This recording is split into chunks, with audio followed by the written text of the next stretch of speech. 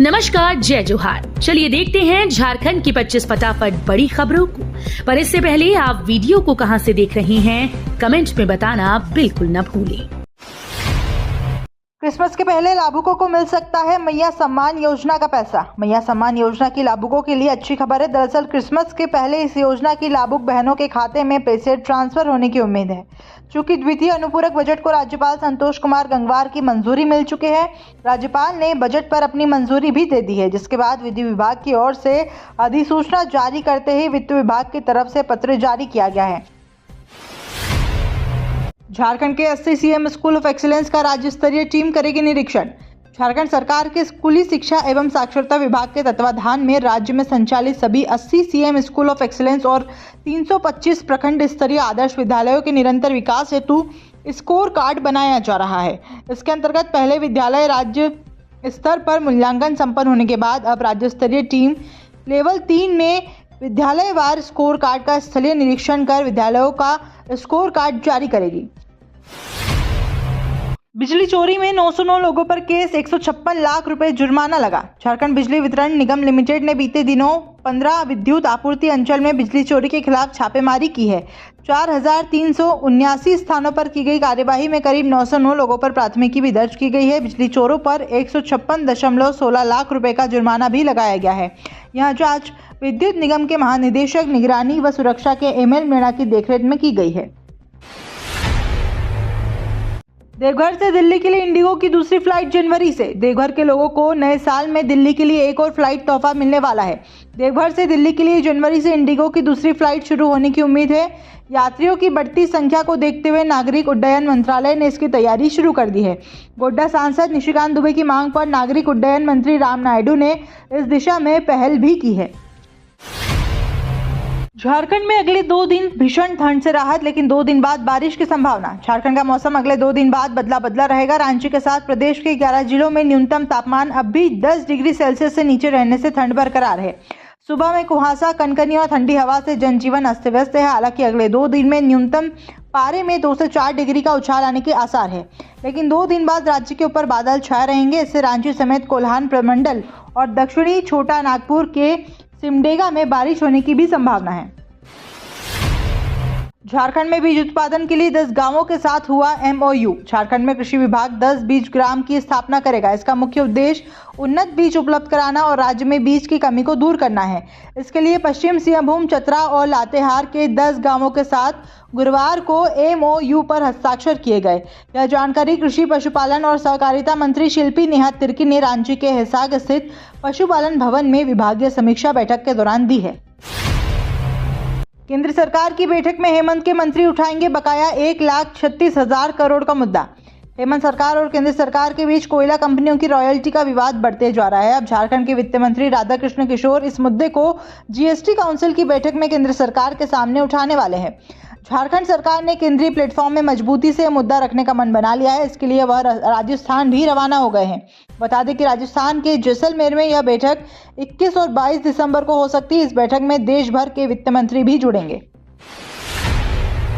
1.36 करोड़ के दावे पर भाजपा प्रदेश अध्यक्ष बाबूलाल ने CM हेमंत सोरेन से पूछा सवाल।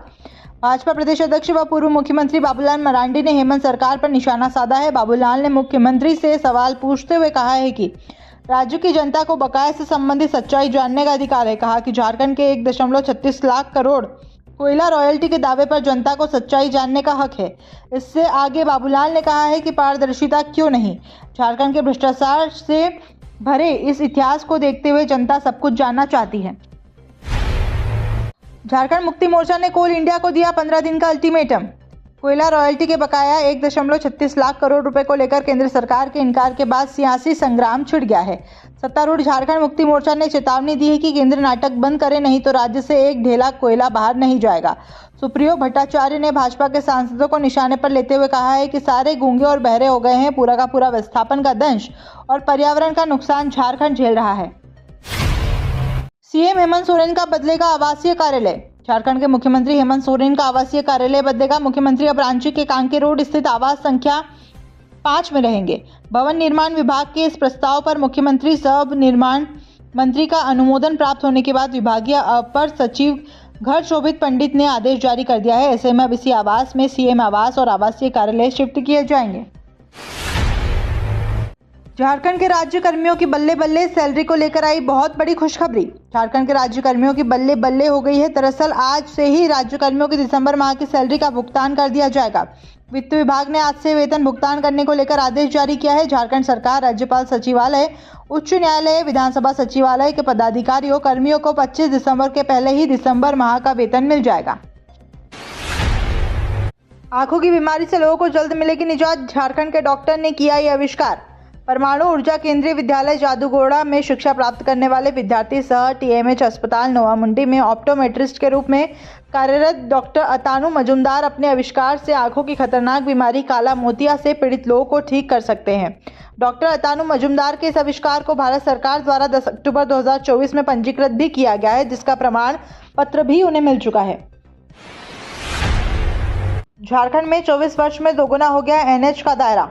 झारखंड के अलग राज्य बनने के बाद तेजी से नेशनल हाईवे का विस्तार हुआ है। वर्ष 2000 में जब झारखंड बिहार से अलग हुआ था, तब प्रदेश में नेशनल हाईवे का दायरा 1606 किलोमीटर था। वर्ष 2005 में यह बढ़कर 1805 किलोमीटर हुआ। 2011 तक नेशनल हाईवे का दायरा नहीं बढ़ा। इसके बाद सड़कें तेजी से बनने लगी। 2014 में 2968 किलोमीटर पहुंच गया। 2019 के आंकड़ों के मुताबिक झारखंड में नेशनल हाईवे का दायरा 3367 तक पहुंच गया है। सुप्रीम कोर्ट ने दी निशिकांत दुबे और मनोज तिवारी को बड़ी राहत। सुप्रीम कोर्ट ने बीजेपी सांसदों निशिकांत दुबे और मनोज तिवारी को राहत का संकेत दिया है। सुप्रीम कोर्ट ने उनके खिलाफ झारखंड सीआईडी की तरफ से की रही जांच करने वाले हाईकोर्ट के फैसले को सही कहा है। हालांकि सुप्रीम कोर्ट ने कहा है कि देवघर एयरपोर्ट पर कथित तौर पर जबरन घुसने और विमान उड़ाने का दबाव बनाने के मामले में डीजीसीए चाहे तो कार्यवाही कर सकता है। बिना यूपीएससी परीक्षा पास किए झारखंड के 9 अफसर बनेंगे आईएएस। देश के ज्यादातर परिवारों में यूपीएससी की तैयारी करने और उसके बाद आईएएस या आईपीएस बनने का चलन बढ़ गया है। बड़ा अधिकारी बनकर समाज में हर तबके के लिए काम करने की चाहत लिए कई युवा दिल्ली जैसे बड़े शहरों में भी आते हैं। इस दौरान यूपीएससी को लेकर एक बड़ी खबर सामने आई है। इसमें झारखंड के 9 अधिकारियों को बिना यूपीएससी की परीक्षा पास किए आईएएस अधिकारी बनाया जाएगा। इसके लिए प्रक्रिया शुरू हो गई है। संसद परिसर में धक्का मुक्की से घायल सांसदों को पीएम मोदी ने जाना हालचाल। संसद के शीतकालीन सत्र के दौरान संसद परिसर में बड़ा हंगामा हुआ है। भाजपा ने राहुल गांधी पर 2 सांसदों को धक्का देकर घायल करने का आरोप लगाया है। भाजपा सांसद प्रताप सारंगी और मुकेश राजपूत को घायल अवस्था में अस्पताल में भर्ती कराया गया है, जहां उनका उपचार जारी है। भाजपा ने पार्लियामेंट थाने में इस घटना को लेकर शिकायत भी दर्ज करवाई है। इसी बीच प्रधानमंत्री नरेंद्र मोदी ने आज संसद में चोट लगने के बाद भाजपा सांसद प्रताप सारंगी और मुकेश राजपूत को फोन कर उनके स्वास्थ्य के बारे में जानकारी ली है। एसबीपीएस की छात्रा ने इंडियन नेशनल मैथमेटिकल ओलंपियाड में बनाई जगह। सरला बिरला पब्लिक स्कूल की 11वीं की छात्रा जानवी सिन्हा ने रीजनल मैथमेटिकल ओलंपियाड 2024 में शानदार प्रदर्शन कर विद्यालय का नाम रोशन किया है। यह प्रतिष्ठित परीक्षा छात्रों की तार्किक क्षमता और गणनात्मक कौशल का आकलन करती है। जानवी ने इस परीक्षा में सफलता प्राप्त कर इंडियन नेशनल मैथमेटिकल ओलंपियाड 2024 के लिए अपनी योग्यता साबित की है। आईसीसी का फैसला, भारत पाकिस्तान की टीमें एक दूसरे के देश में नहीं खेलेंगी। भारत और पाकिस्तान की टीमें एक दूसरे के देश में जाकर क्रिकेट नहीं खेलेंगी। चैंपियंस ट्रॉफी 2025 में भारत के सभी मैच न्यूट्रल वैल्यू पर खेले जाएंगे। पाकिस्तानी टीम भी 2027 तक किसी भी टूर्नामेंट के लिए भारत नहीं आएगी। उसके मैच भी न्यूट्रल वैल्यू पर ही होंगे। आईसीसी के इस फैसले की जानकारी गुरुवार को सामने आई है। मीटिंग में यह फैसला पहले ही ले लिया गया था। भारत में 2025 विमेंस वनडे वर्ल्ड कप, 2026 में T20 वर्ल्ड कप भारत और श्रीलंका में होना है। अयोध्या तीर्थ जाने के लिए ऑनलाइन होटल बुकिंग में बरते सावधानी। अयोध्या जाने के लिए, वहां ठहरने के लिए, घूमने के लिए अगर आपको online special offer social media पर दिखे या सर्च करें तो सावधानी बरतें। किसी भी वेबसाइट को पहले वेरीफाई कर लें, उसके बाद ही ऑनलाइन बुकिंग करने के लिए ट्रांजैक्शन करें। अयोध्या में हर रोज लाखों श्रद्धालुओं के पहुंचने के बीच साइबर ठग भी होटलों की बुकिंग में लग गए हैं। ऐसी ही साइबर ठगी का शिकार केशवपुरम का एक परिवार हुआ है, जिसको लगा कि श्रद्धालुओं को सावधानी बरतना चाहिए। टेली डेंसिटी के मामले में राष्ट्रीय औसत से पीछे है बिहार और झारखंड। राष्ट्रीय स्तर पर टेली डेंसिटी 85.95% है। अगर राज्यों में टेली डेंसिटी की बात करें तो आंध्र प्रदेश में है 84.99%, गुजरात में 91.40%, हरियाणा में 118.77%, पंजाब में 111.56%, तमिलनाडु में 104.29%, तेलंगाना में 111.03%, पश्चिम बंगाल में 81.84% और उत्तर प्रदेश में 70.32% है। इस मामले में बिहार और झारखंड काफी पीछे है। बिहार में टेली डेंसिटी 55.80% और झारखंड में 62.62% है।